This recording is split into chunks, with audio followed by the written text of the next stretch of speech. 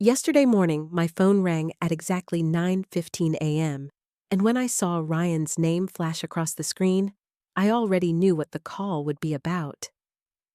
My son's voice came through shaky and high-pitched, laced with panic. "Mom, why are all the cards declined? Dana's mother and I couldn't pay for lunch at the restaurant. People are staring, laughing at us. What's happening?"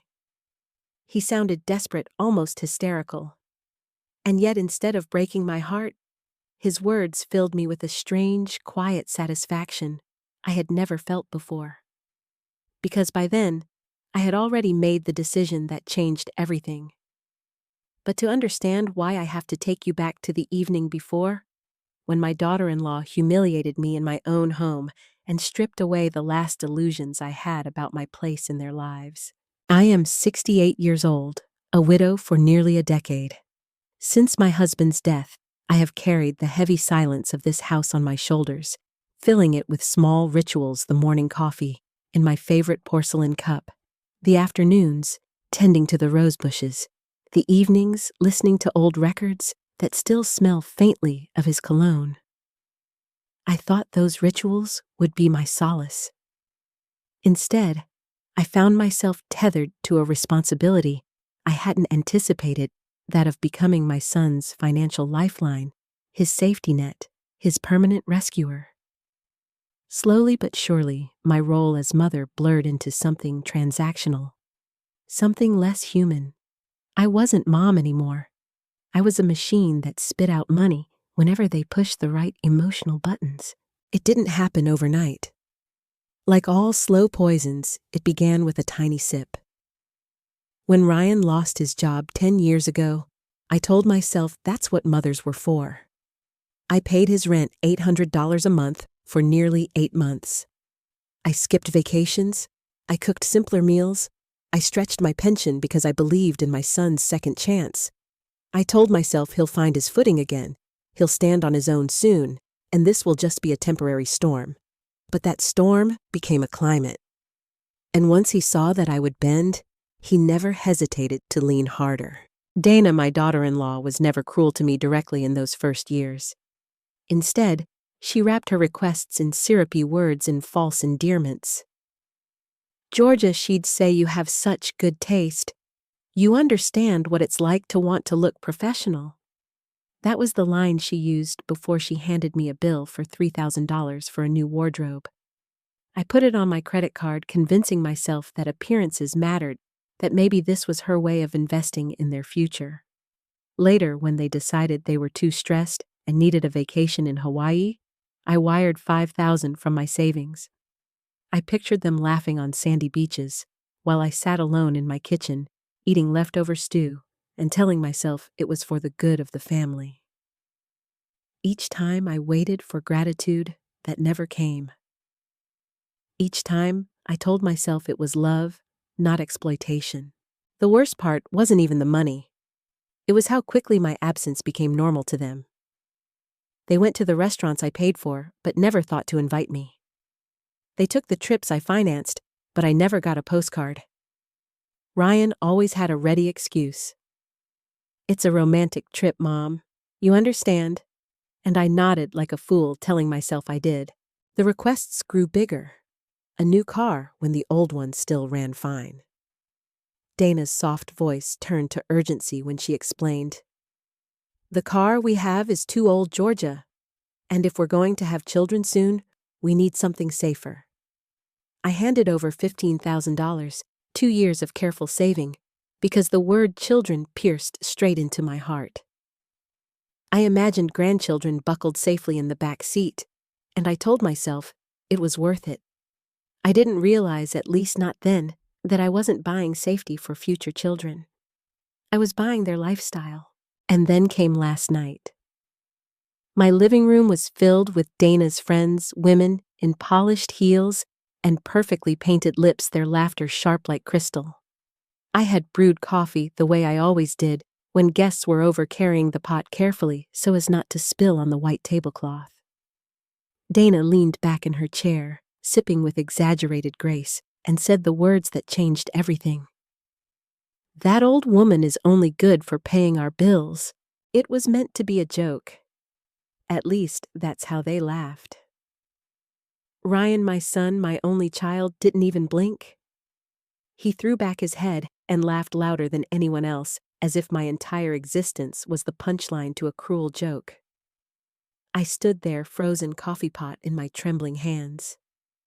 I looked at his face, the same face I had once wiped clean of chocolate and tears, and realized in that moment that he didn't see me as his mother. He didn't see me at all. To them, I wasn't a woman. I wasn't family. I wasn't even a person. I was a wallet with legs, a credit card that never declined. I excused myself, quietly retreating to the kitchen so they wouldn't see my face crack. I pressed my hands against the cool counter and tried to breathe. The humiliation burned, but beneath it, something colder stirred rage. Not wild, shouting rage, but a clear, sharp anger that sliced through years of denial. I knew finally and fully that I had been living in an illusion. I wasn't loved for who I was. I was used for what I gave. That night, I couldn't sleep. The words echoed in my head, only good for paying our bills. My son's laughter replayed like a cruel chorus, but instead of tears, I felt clarity. At 3 a.m, I rose from bed, walked to my study, and turned on the computer. My hands trembled not with grief, but with determination. I logged into every account. I canceled every additional card, 5 of them, each one used as if it were theirs.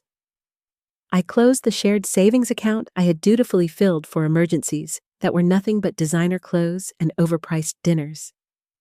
I changed every password, every transfer, every setting. I cut the cords that had bound me like chains. By 6 a.m., I poured myself a cup of coffee, sat in my armchair, and felt a peace I hadn't known in years. I knew the storm would come. I knew Ryan's voice would soon be on the other end of the phone, frantic and furious. But this time, I would be ready. This time, I wouldn't cave. And when the phone rang at 9:15, right on schedule, I let it ring 3 times before I picked up. His voice cracked with desperation. "Mom, why are all the cards declined? I'm at Crestview Grill with Dana's mother. We wanted to celebrate her birthday, and none of the cards work. The waiters staring people are whispering. I don't have enough cash. What's going on?"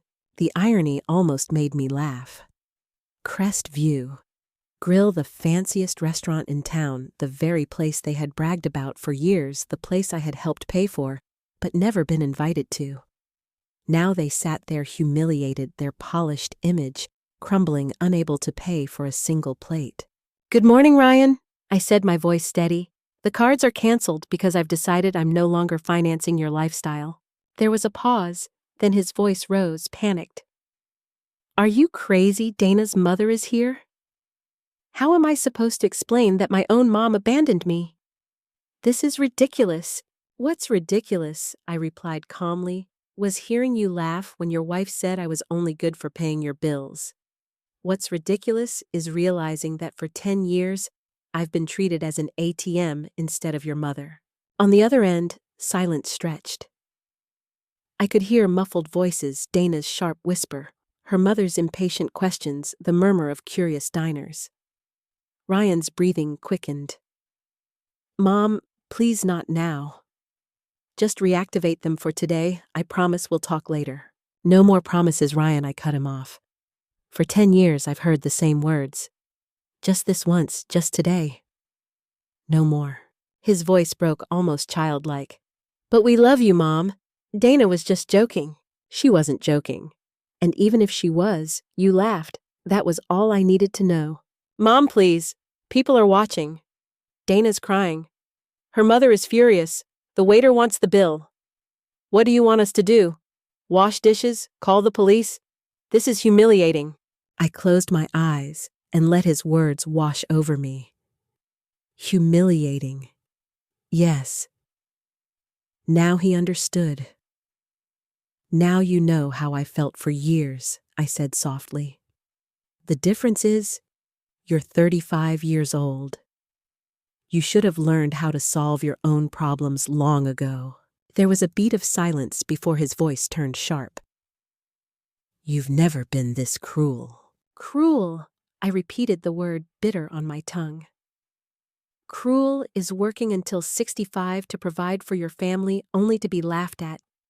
Cruel is being invisible until someone needs money. Cruel is being told my only worth is what's in my wallet. This, Ryan, is not cruelty. This is self-respect. His breathing turned ragged. I could picture him sweating, shifting uncomfortably as the restaurant buzzed with whispers. Mom, please, have mercy. Mercy. I whispered the word, burning through me. Mercy is earned, and you lost it yesterday. And with that, I hung up. My hands shook as I placed the phone down, but not from fear. It was adrenaline power liberation. For the first time in years, I had said no. I sat back in my chair, letting the quiet of the house surround me, and for the first time in a decade, I felt like it was truly mine again. The phone rang again almost immediately after I hung up, buzzing on the table like a trapped insect. Ryan, then Dana, then an unknown number I guessed must be Dana's mother.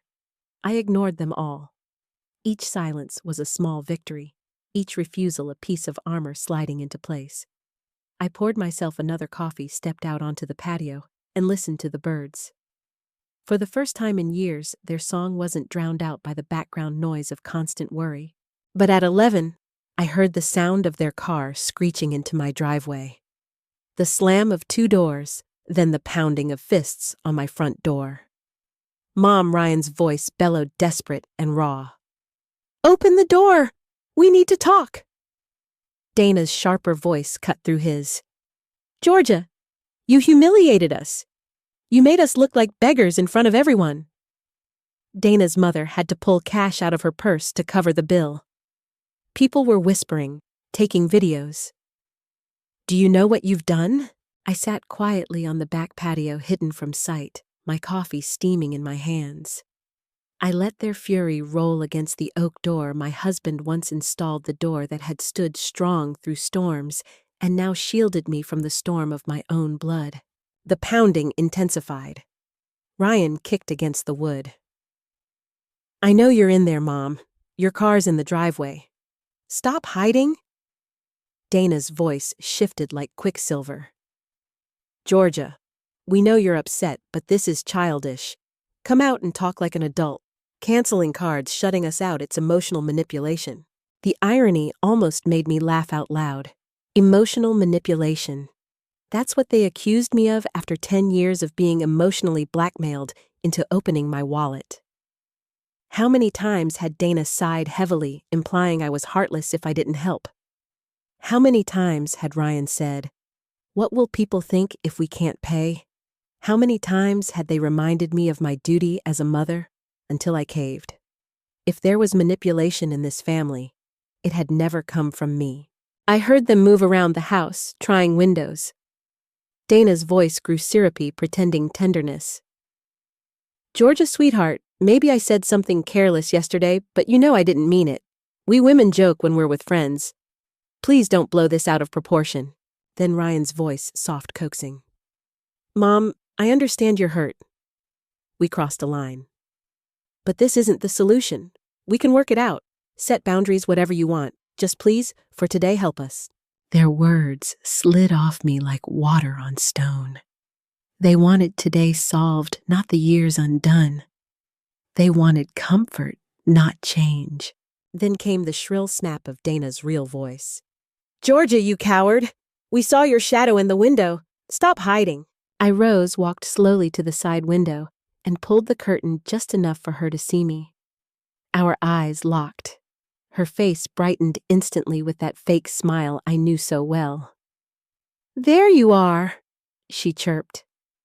Come on, open the door, and let's talk like family.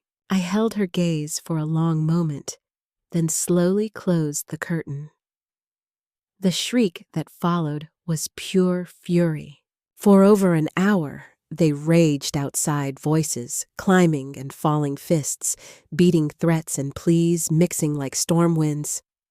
Then finally, silence. Car doors slammed. The engine roared away. I exhaled deeply, my chest lighter than it had been in years. But peace was brief. At 3 o'clock, the phone rang again. This time, it was Claudia Dana's mother. Her voice polished like steel under velvet. "Georgia, dear Dana, told me everything. There's clearly been a misunderstanding. Let's resolve this like civilized adults." I held the phone in silence. "Canceling your son's credit cards over a harmless joke, don't you think that's drastic? Family helps family."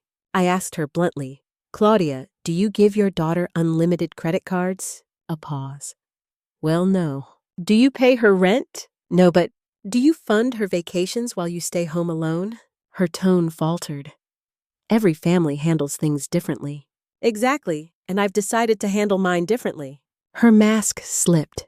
"Dana cried all night. She sees you as a second mother. She's devastated that you're rejecting her." I nearly laughed. A second mother who's only good for paying bills, according to her. The softness evaporated. "Georgia, let me be frank. Dana and Ryan are considering legal action. If someone shows erratic behavior with finances, it's possible to have them declared mentally incompetent." The words hit like a slap, but instead of fear, a cold clarity surged. There it was, the real threat behind all their pleading. "Consult your lawyer, Claudia," I said evenly. Mine assured me that protecting myself from exploitation is the definition of competence. She sputtered, backtracked, but I ended the call. That night, I rang my lawyer, Mr. Coleman, and told him about Claudia's threat. He was calm. They'd need extensive medical proof. "But for your own safety, keep records. Document threats, and consider a psychological evaluation. It will serve as strong evidence of your clarity." The suggestion lit a spark of both fear and resolve.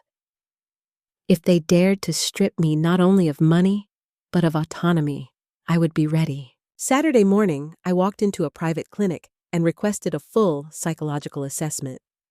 The doctor, a poised woman in her 50s, spent hours testing, questioning, listening.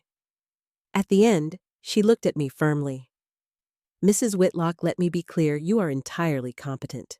Recognizing exploitation, setting boundaries, protecting your resources, these are signs of strong judgment, not instability." She handed me a sealed report stamped and dated. I held it like a shield. Back home, I saw Lucy, my neighbor, tending her garden. She waved and came over, her face etched with concern. "Georgia," I heard shouting the other day, "are you all right?" For the first time, I told someone the truth. Not every detail, but enough. She listened quietly, nodding, her lips tightening. When I finished, she touched my hand. "Georgia, I've seen how they treat you. They arrive in new cars, new clothes, always loud, always demanding. Meanwhile, you drive the same old sedan and shop at the discount store. It's obvious from the outside." Her words pierced me. So it was that clear. "Yes," she said gently. "But when you're a mother, you don't see it. You want to believe the best. But Georgia, being a good mother doesn't mean being a martyr. You can love your children without sacrificing your dignity." I felt tears sting my eyes, not of grief, but of release. Someone else saw it. Someone else confirmed what I had been too blind, too hopeful to admit. That night, for the first time in years, I slept without clutching worry like a blanket. I slept with a sealed medical report on my nightstand, with Lucy's words echoing in my head, and with a calm I had thought forever lost. Sunday morning arrived with the sound of hesitant knocking. When I looked through the peephole, I saw Ryan standing there alone. His shoulders were hunched, his shirt wrinkled, his face pale and tired, as if he hadn't slept in days. For a moment, my chest tightened with the old reflex of motherly concern. But I forced myself to stand still, to breathe slowly, to remember the line I had drawn. I opened the door anyway, just enough for him to step inside. "Mom," he said, his voice breaking. "Please, just you and me this time. No shouting, no Dana. I need to talk." He sat down heavily in the chair across from me, his hands trembling. "The car insurance is due tomorrow. $250. If I don't pay it, I can't drive. If I can't drive, I can't get to work.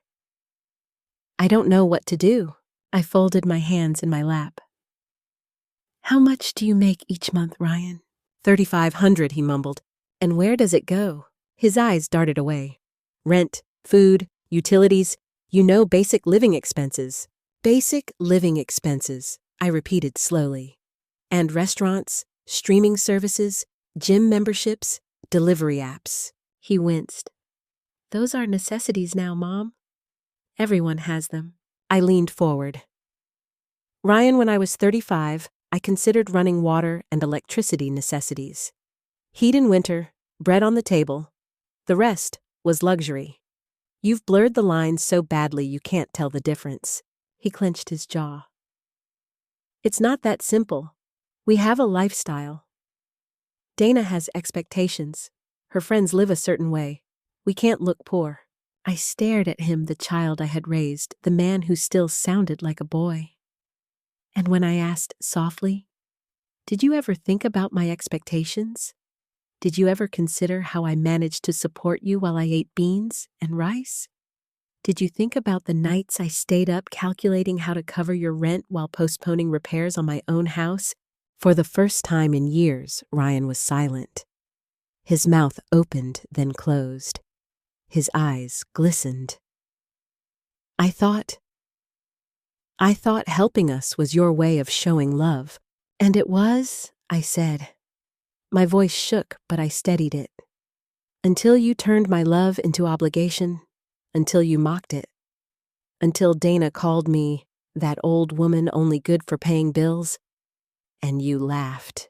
Tears slid down his cheeks. "I didn't realize. I didn't know you felt like that." "You didn't want to know," I replied. "It was easier not to think about it." He wiped his face with the back of his hand. "What can I do to fix this?" "Start," I said, "by paying your own car insurance. Stop asking me to carry the weight of a grown man's responsibilities." He nodded slowly. For once, he didn't argue, didn't bargain. He sat in silence for nearly an hour, hunched over, muttering occasional apologies. When he finally stood, he said quietly, "I'll figure it out. I promise." And then he left. The next day, as I was packing for the 5-day cruise Lucy had invited me on, my phone rang again. Dana's voice, but softer this time, almost fragile. "Georgia," she said, "could we meet for coffee? Just us. No Ryan, no drama." I agreed, more out of curiosity than hope. We met at a small cafe. She arrived without her usual designer armor. No flashy handbag, no diamond earrings. She looked worn, her eyes tired. "Georgia," she began, "I need to apologize. What I said that night was cruel. I thought it was a joke, but it wasn't. It was ugly. I'm ashamed." I studied her face, waiting for the manipulation. "And what made you realize that?" Her lips trembled. "The restaurant, the humiliation, but also these last few days. Ryan and I tried to live on just our salaries, and we discovered something terrifying. Georgia, we spend almost double what we earn. Without you, we can't keep up. You've been covering the difference all along." Her words carried no sweetness this time, only raw truth. "So, what will you do?" I asked. She swallowed hard. "We're moving. Found a smaller apartment $400 cheaper. Canceling memberships. Cutting expenses. I even took a weekend job. It's not glamorous, but it feels good to contribute something real." I sipped my coffee. "Change isn't promises.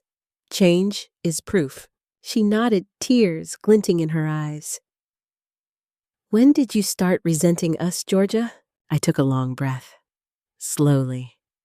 But it became clear when you stopped asking, when you started assuming, when my savings became your emergency fund without my consent. She dropped her gaze. You're right. At some point, we stopped seeing you as a person and started seeing you as a resource. Exactly. That's why if we're to rebuild anything, it has to be on new foundations, mutual respect, independence boundaries. Her voice wavered. Does that mean you'll never help us again? It means if you face a genuine emergency after proving you can live within your means, maybe. But it will be help, not a subsidy. Not endless giving. She nodded, her face pale. We've been pretending to be adults while you carried the real responsibilities. It's time we learn. Her words surprised me. For the first time, I believed she understood at least partly. We parted not as friends, but with something tentative between us, an opening perhaps to something better. The following day, Ryan texted Mom I got a loan for the car insurance. Also found a cheaper apartment. Moving next month. Small steps, but real. When Wednesday came, Lucy and I boarded the cruise ship. The sea breeze hit my face, carrying away years of heaviness. For 5 days, I woke when I wanted, ate what I craved, and laughed freely. No anxious phone calls, no guilty calculations. Just me alive again. One evening on deck, I shared my story with 2 women close to my age.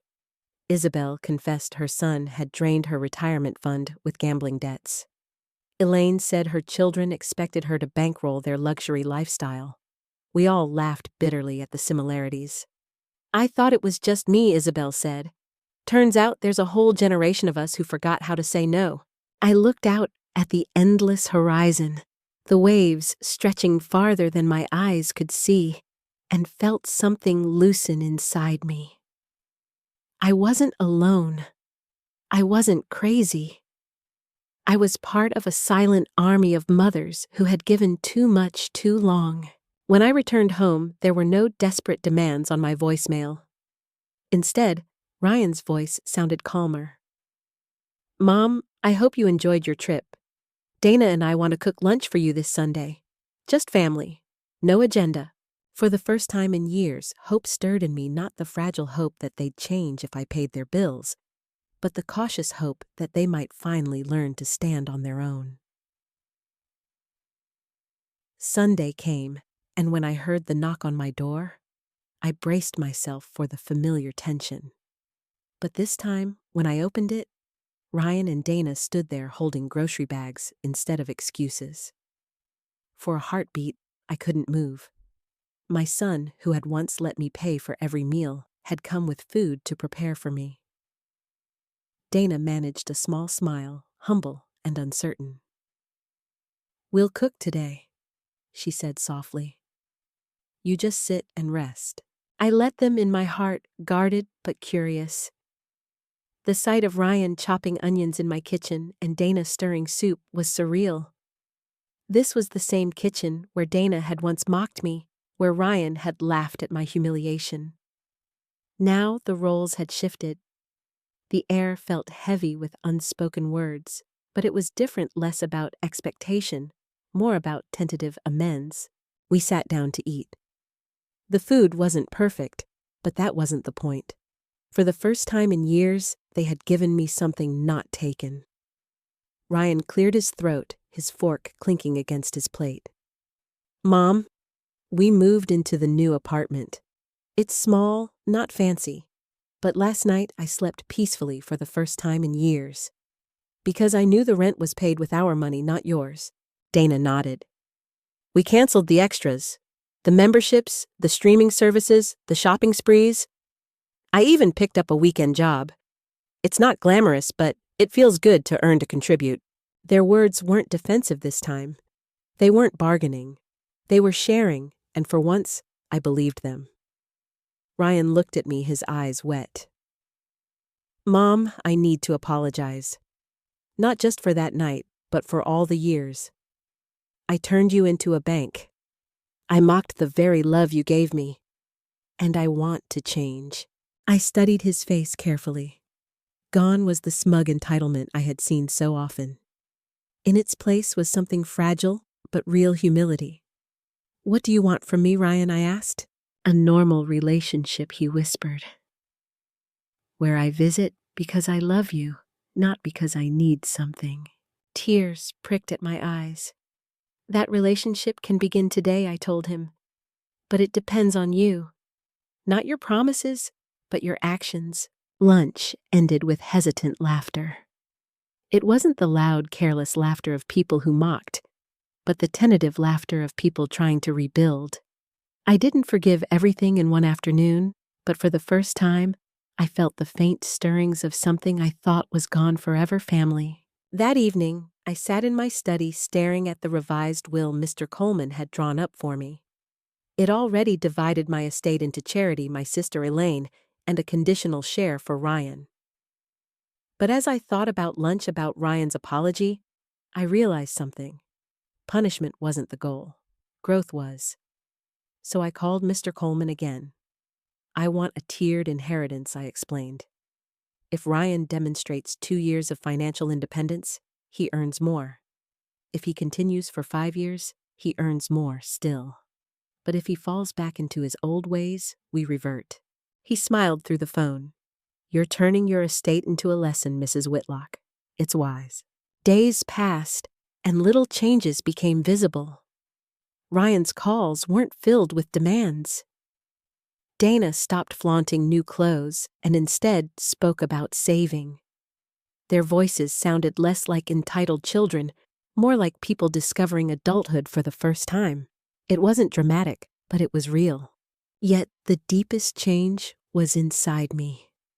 I no longer jumped at the sound of a ringing phone, no longer clenched my fists at footsteps on the porch. I had reclaimed something I hadn't even realized. I'd lost my own dignity. I finally understood that love without boundaries becomes slavery, and generosity without respect becomes exploitation. One evening, as the sun dipped low, I sat on my patio wrapped in a shawl.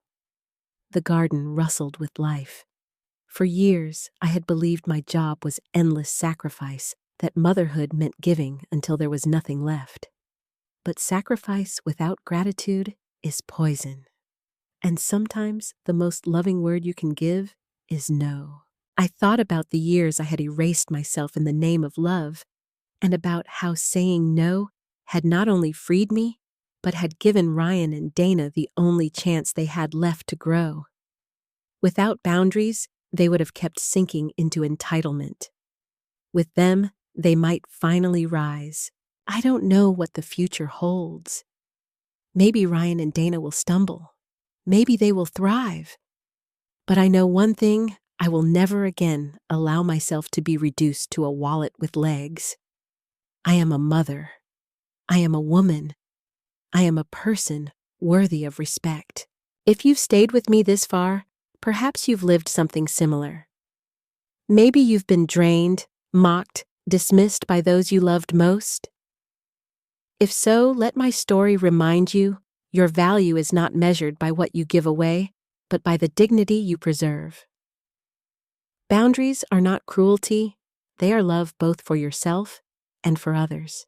So if my story touched you, please like, share, subscribe, and comment below. I'd love to hear where you're listening from and whether you've ever faced something like this. Thank you for being here with me.